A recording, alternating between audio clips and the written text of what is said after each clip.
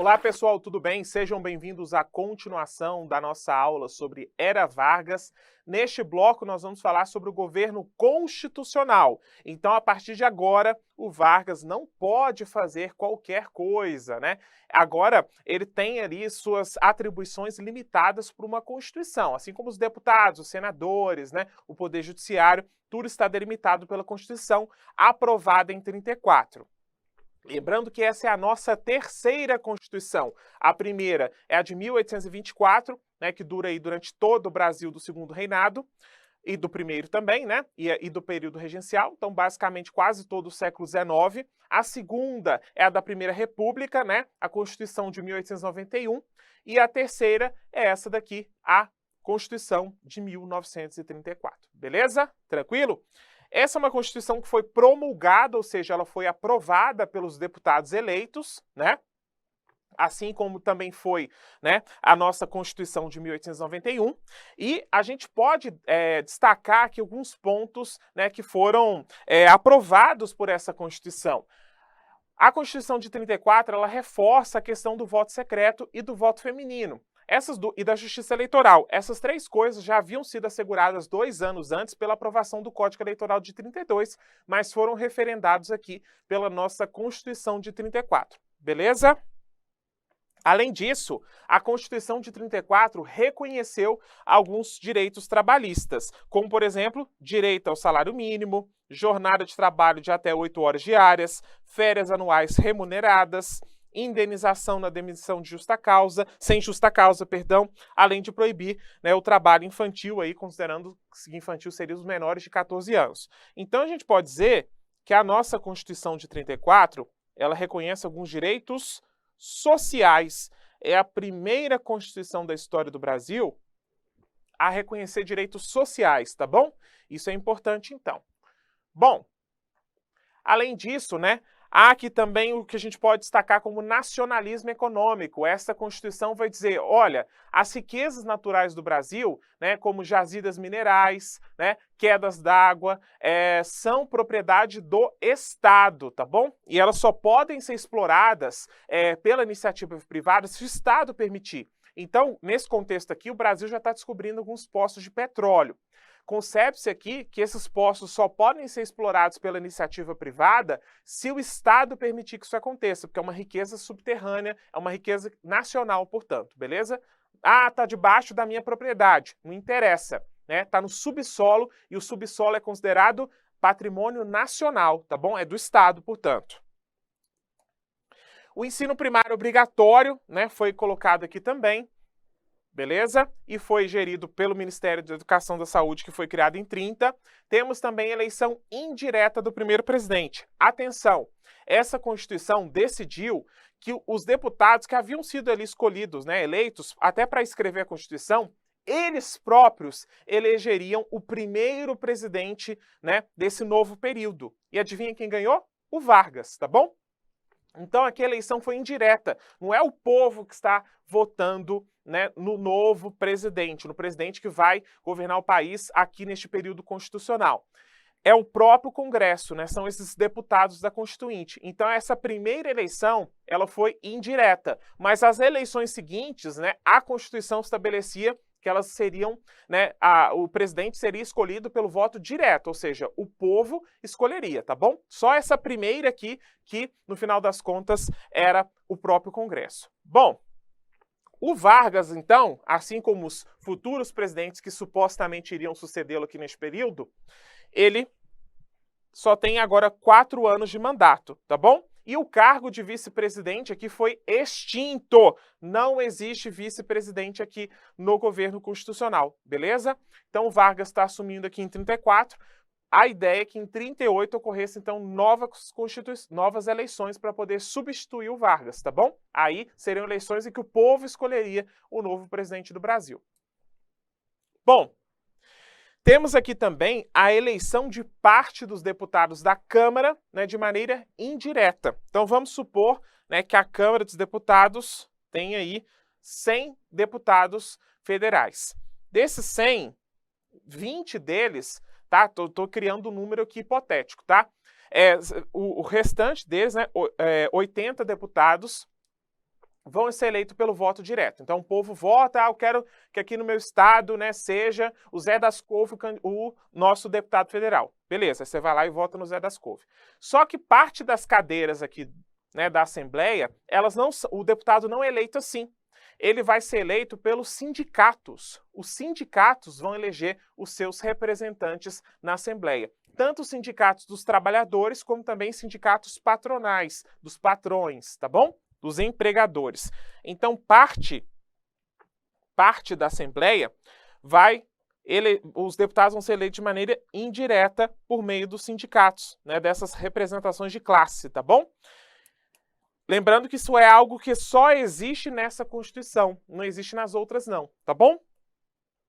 Também temos aqui a criação do mandado de segurança, né, que é algo que confere proteção aos cidadãos contra qualquer ato arbitrário, qualquer medida aí pesada, né, que atentasse contra o cidadão, né, era uma forma do cidadão se proteger contra possíveis medidas arbitrárias cometidas pelo Estado, tá, ou as autoridades que representam o Estado. Então, vamos supor, um governador tentasse violar os meus direitos, né, eu posso acionar aqui, né, um mandato de segurança para poder me proteger, tá bom? Então isso é uma espécie de avô do habeas corpus aqui, tá? De pai, né? E por fim, essa Constituição também reconhece que é a União que é responsável por assegurar, né, aos povos indígenas a posse de seus territórios e também conduzir a política indigenista. Lembra lá do SPI, do Serviço de Proteção ao Índio, né, que foi criado durante a Primeira República, durante o governo Nilo Peçanha? Aqui ele vai continuar existindo e ele vai continuar sendo responsável por gerir a política indigenista, gerir a forma, né, ter o trato com os indígenas aí. Né, garantir, né, alimentos, subsídios para as aldeias indígenas, tá? Pelo menos é o que a Constituição dizia, né? Claro que isso nem sempre vai ser possível aqui. Então, vai ser a União que vai conduzir essa política indigenista. Não é cada município, não é cada estado que vai ali ter o trato com os indígenas. É o Estado, a União, né, que vai ser responsável por conduzir aqui o SPI, o Serviço de Proteção ao Índio, né, e as aldeias indígenas como um todo. No final das contas, nem sempre, né, a condução dessa política vai ser muito exitosa. O contato com alguns indígenas, por vezes, vai causar massacres, né, porque vai ajudar a disseminar doenças que aqueles indígenas até então não tinham. Acredite ou não, alguns indígenas aqui estão sendo contatados pela primeira vez agora, né? Até então eles mantinham em relativo isolamento do restante da população. Então muitos acabam morrendo aqui porque quando o agente indigenista, né, o camarada que trabalha no SPI vai ter o contato com os índios, ele acaba passando doença para eles, tá? Então, é um contexto em que, embora haja aqui uma preocupação de garantir a sobrevivência dos indígenas, né, querendo ou não, esse órgão não vai ser muito exitoso nisso, tá? A população indígena continua diminuindo aqui desde 1500, tá? Continua caindo aqui, beleza? Tranquilo? Os indígenas não têm direitos, tá? E que fique bem claro, não são reconhecidos direitos aos indígenas aqui, até porque ainda há aquela preocupação de assimilar o índio, fazer com que ele deixe de ser índio, né, que ele passe a ser cidadão. Se há essa preocupação, não faz sentido garantir direito para o índio, né? Porque se ele vai deixar de ser índio algum dia, para que dar direito para ele? Tá? Essa é a visão aqui da época, tá? A gente pode dizer que há uma perspectiva assimilacionista, ou seja, vamos tornar o indígena cidadão, vamos assimilá-lo à civilização, à sociedade, beleza? Claro que hoje a visão não é essa, né, que a FUNAI, por exemplo, tem, mas nessa época o SPI, que é o pai da FUNAI, tinha essa visão, tá? Bom, nesse contexto aqui, do chamado governo constitucional, a gente tem, atuando em todo o Brasil, uma espécie de partido político chamado Ação Integralista Brasileira. Na verdade, é o primeiro partido político nacional. É o primeiro partido que consegue se organizar em vários estados diferentes, tá? Até então a gente não tinha isso no Brasil. E o que vai ser essa AIB, Ação Integralista Brasileira? Ela foi criada em 1932, né? Portanto, ainda durante o governo provisório, a partir da fusão de vários pequenos partidinhos de direita. Então, vários partidinhos, grupos pequenos, foram se juntando e formaram a AIB. Vários diferentes, tá? Quem estava à frente desse novo movimento era Plínio Salgado, um jornalista, Miguel Reale e Gustavo Barroso, tá? Esse partido ele cresce muito graças ao apoio que ele recebe das camadas médias urbanas, né, de jornalistas, advogados, médicos, professores, padres, militares, pequenos agricultores e também alguns coronéis, tá, que acabam se vinculando aqui à AIB, beleza? É interessante dizer que a AIB ela está diretamente conectada com o que está acontecendo no mundo nesse contexto. Se no Brasil, aqui nesse exato momento, a gente tem uma democracia, né, ou pelo menos uma tentativa de implementação de uma democracia, a gente tem uma ordem liberal, aqui no Brasil nesse contexto, lá na Europa, vários países estão, né, cortando o liberalismo e estão implementando regimes autoritários, tá? Regimes fascistas, Hitler na Alemanha, Mussolini na Itália, né? E essas experiências acabam inspirando a formação de outros grupos. Aqui no Brasil, né, aqueles que acham o fascismo bacana, eles vão criar a Ação Integralista Brasileira, tá? Então, nesse contexto aqui, a gente tem esse grupo defendendo, né, que não tenha mais uma ordem liberal, democrática aqui no Brasil, né, que seja implementada uma ordem totalitária. Vamos rasgar essa Constituição aí, né, vamos fortalecer o Estado totalmente, né, a figura do presidente, e vamos ter um Estado forte atuando em todas as esferas da vida. Tem isso de direito individual, não, né? Direito ao voto, direito à livre expressão, vamos acabar com isso.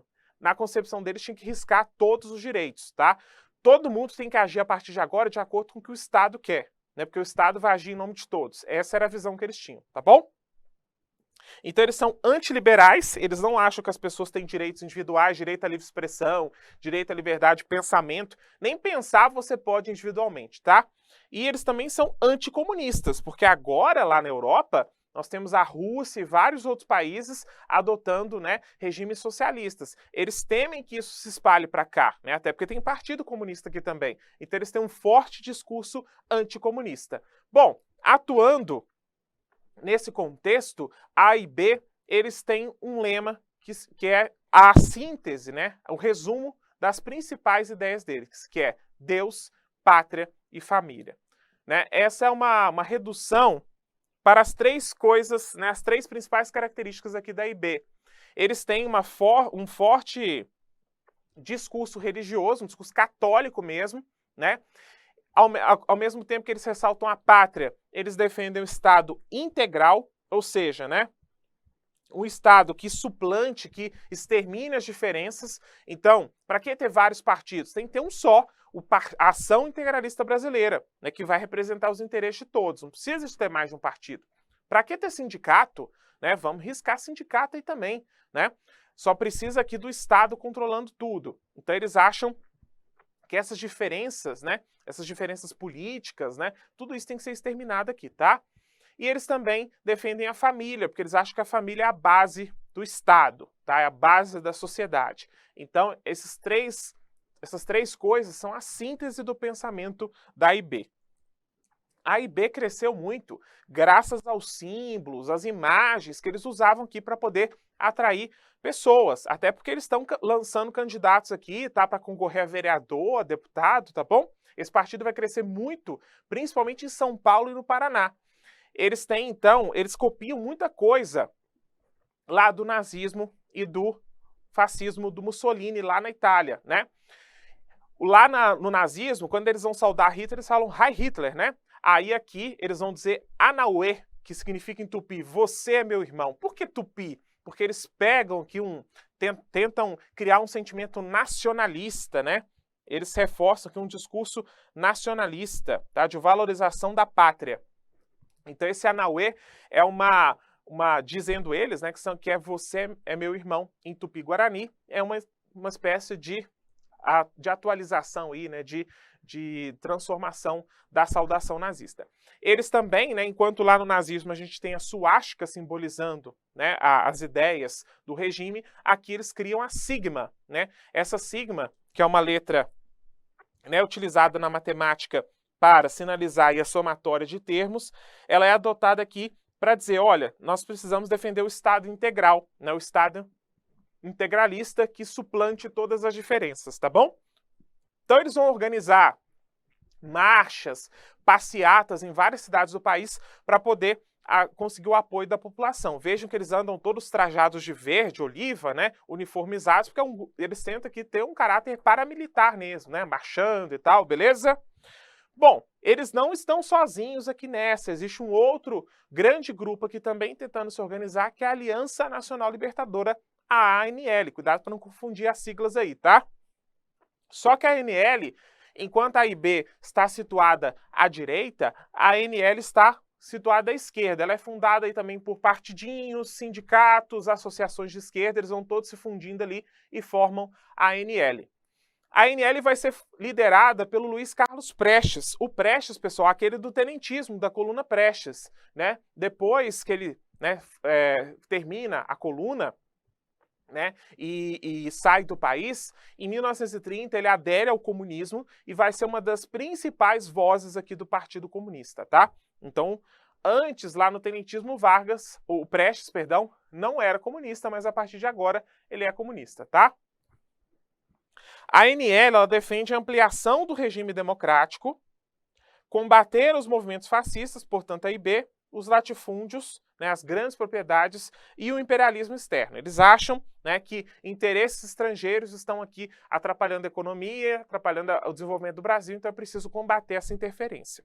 Isso tudo no discurso, tá? Porque no final das contas, alguns setores aqui vinculados à ANL começam a defender, né, que era preciso introduzir uma revolução aqui no Brasil. Assim como aconteceu lá na Rússia, era preciso introduzir uma revolução aqui. E para isso acontecer, tá aqui a fotinha do Prestes, né? Era preciso, portanto, né, tomar o poder por meio de um golpe, por meio da deposição de Vargas, tá? Então, alguns setores da ANL, como por exemplo o próprio Prestes, vão manter contatos com a Rússia, com Moscou, né, para organizar aqui um processo revolucionário no Brasil, tá? Só que o Prestes achava que os trabalhadores não estavam preparados para isso. Não adiantava contar com os trabalhadores para fazer a revolução como aconteceu na Rússia. Quem que era o grupo mais organizado aqui do Brasil? As Forças Armadas. Então, vamos nos apoiar aqui nos militares melancias, vermelhos por dentro, verdes por fora, né?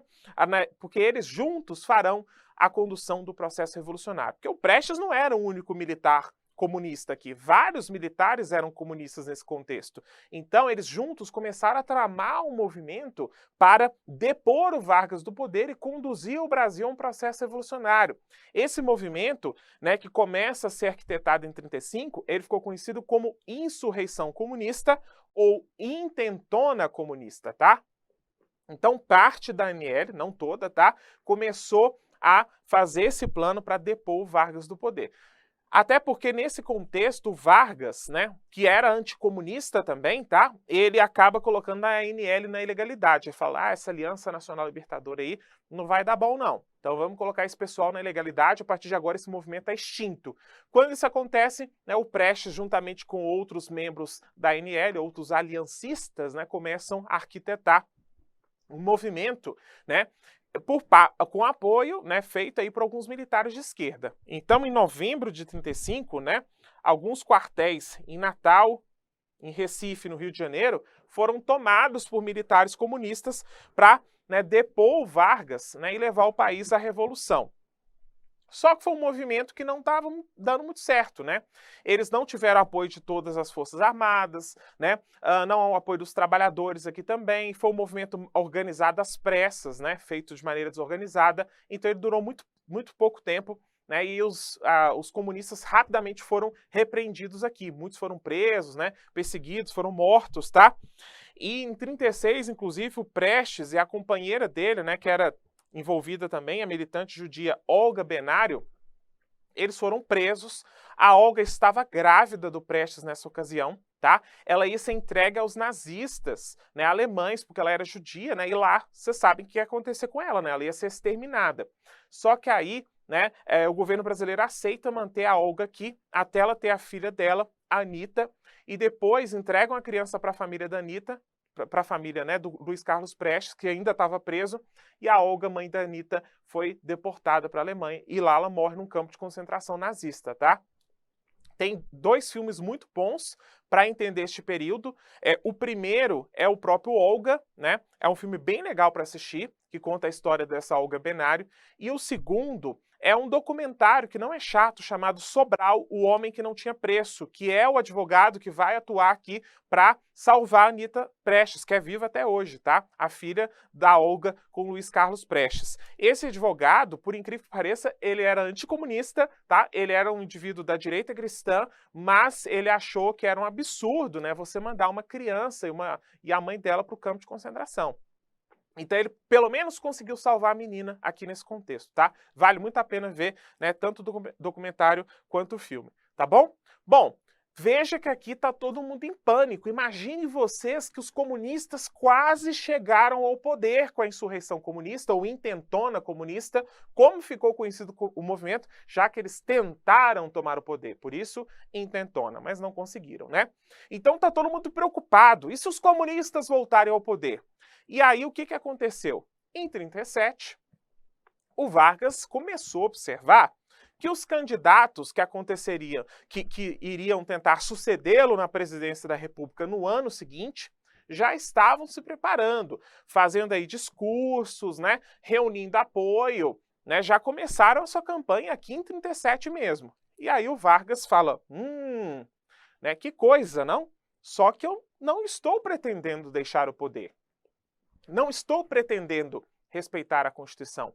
Então Vargas, né, que já estava de saco cheio daquela Constituição limitando o poder dele e ainda por cima não queria deixar o poder, ele começa, né, a dar sinais de que ele não ia sair do catete, ele não ia sair do Palácio Presidencial. E aí, em novembro de 1937, os jornais começam a veicular um suposto plano, né, de implantação do comunismo no Brasil. Dizem que um judeu de nome Cohen, ele tinham descoberto um plano dele, né, a imprensa começou a soltar isso, um plano de que ele iria, né, arquitetar um golpe para levar o Brasil ao comunismo, começando por ataques a prédios, né, saques, roubos, depredações, né, greve geral. Né, e aí os jornais, quando ficaram sabendo disso, ficaram atordoados. Nossa, o Brasil vai virar comunista, né? O Brasil virará a nova China, né? Todo mundo preocupado aqui, não China, porque a China não era ainda aqui, né? Vai virar uma nova Rússia, né? Uma nova Moscou aqui, o Rio de Janeiro, todo mundo preocupado, o que vai acontecer agora? Aí o Vargas, né, disse, não temam, né? Estou aqui para defendê-los.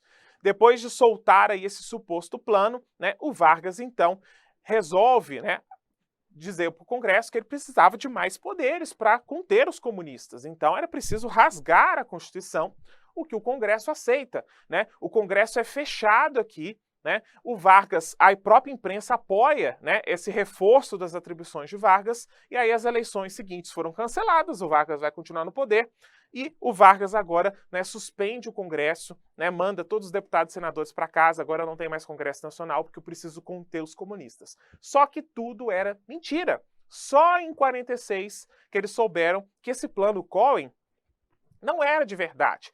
Era um exercício militar, né? Alguém fez uma situação lá, hipotética, né? Existe aí esse tipo de exercício no Exército. Ah, vamos supor que os ETs baixassem aqui hoje. O que o Brasil, o que o Exército brasileiro faria? É mais ou menos isso, entendeu? Alguém soltou esse plano, né? E isso acabou beneficiando o Vargas. Então, o Vargas dá um golpe aqui em 1937 para poder se perpetuar no poder e rasga a Constituição. A partir de agora, né, o Vargas está governando sozinho de novo, sem nenhum poder para limitá-lo, sem nenhuma Constituição, sem nenhum poder legislativo, judiciário, ele passa a mandar sozinho no Brasil e aí começa a terceira fase, né, da chamada Era Vargas, que é o Estado Novo ou ditadura Vargas mesmo, beleza? Tema, então, do nosso próximo bloco. Então já estou te esperando lá. Tchau!